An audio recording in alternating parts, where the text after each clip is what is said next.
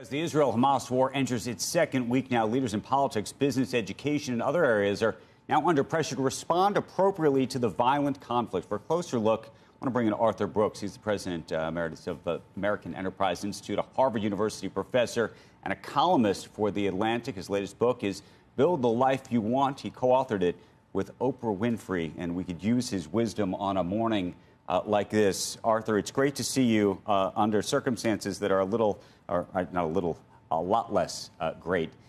Help us just in terms of thinking about, and I want to talk about sort of what's happening in the Middle East, but I want to talk about what's happening here and the conversation, the rhetoric around it, especially in the university setting.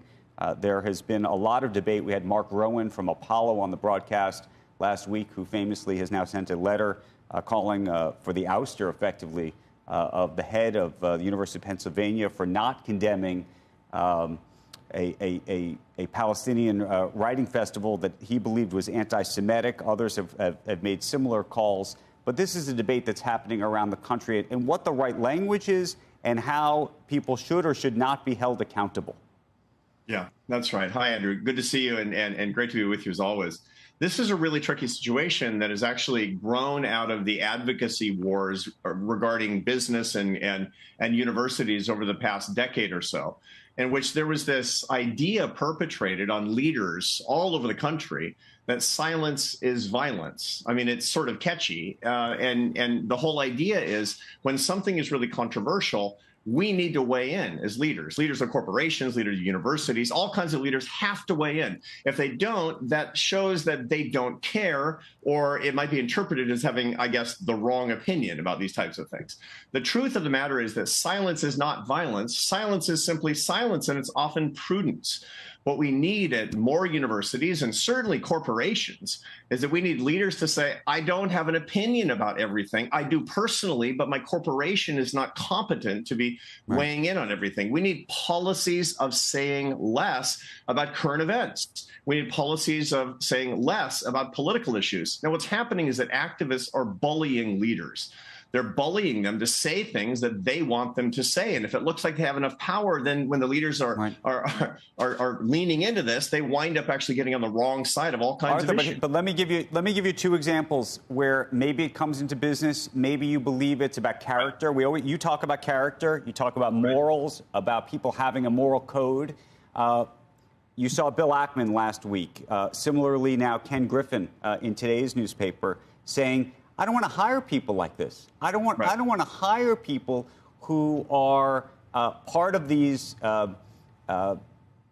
groups that have signed letters saying that that Israel is responsible for what's happening there. That it's not Hamas. People who are not condemning Hamas and saying, why should we have these people working in our offices? Others have come out. You know, Larry Summers has said.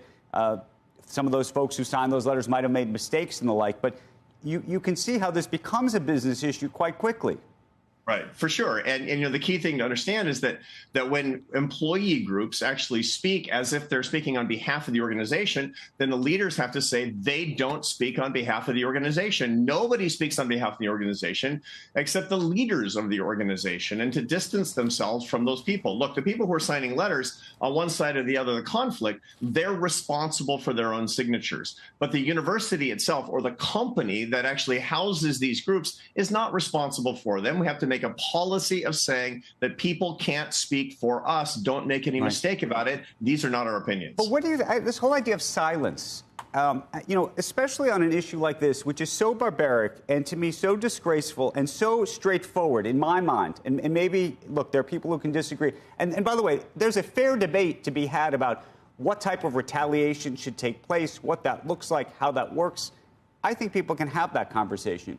But at the same time, to not look at what Hamas did to these Israelis, to be dragging grandmothers and shooting kids, and I mean, it's so horrific.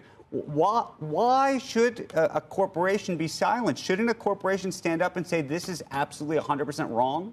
Yeah, no, this is absolutely 100% wrong. It's absolutely the case that, and I believe we should stand with our sisters and brothers in Israel in the face of this barbaric terrorism, of course. But the point of the matter is, I don't think Americans are sitting around their homes saying, I wonder what the CEO of Kentucky Fried Chicken has to say about the terrorist attacks. The truth is that people have these opinions. People have, I think, normal opinions. They have the right opinions for the most part, and we don't have to look to corporations that, or even universities that are dedicated to inquiry, not to advocacy. I think we can imagine the decent people are on the right side of these things, and we don't have to say everybody must get on the record all the time, and therefore put their organizations on the record all the time. That's not the competency of organizations. Arthur, how do you separate what the leaders of these corporations say from the organizations themselves? And I guess I would say we have so many people who come on the show and say that it's the business community's responsibility and business leaders' responsibility to stand up and show real leadership, because they say they find it lacking in Washington, they find it lacking in all kinds of other places around us.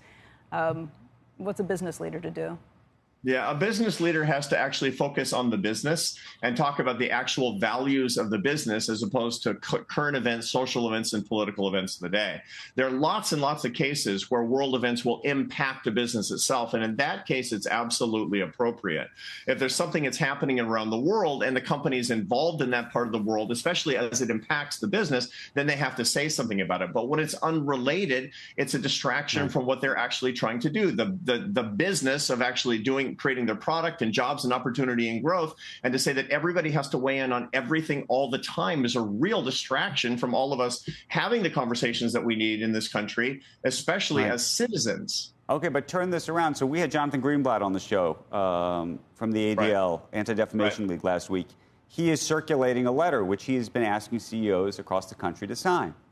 There is clearly, and a lot of them have, and others have not, and there's clearly, as you said, silence is violence. There's a view, and maybe you think he's a bully. I don't know. I happen to agree with that side of things, which is to say that I would think that a letter that says that you condemn what Hamas did would be a relatively easy thing to sign. But I can't tell if you're saying that maybe you shouldn't sign that because then it gets you into sort of all sorts of other places, and that, frankly, from a business perspective, it's unrelated. Yeah, so I've been asked to sign many letters. And as you know, I was a CEO for a long time. I was the president of a think tank in Washington, D.C. And there were a million letters that came across my desk with all kinds of things that I absolutely agreed with, and I didn't sign them.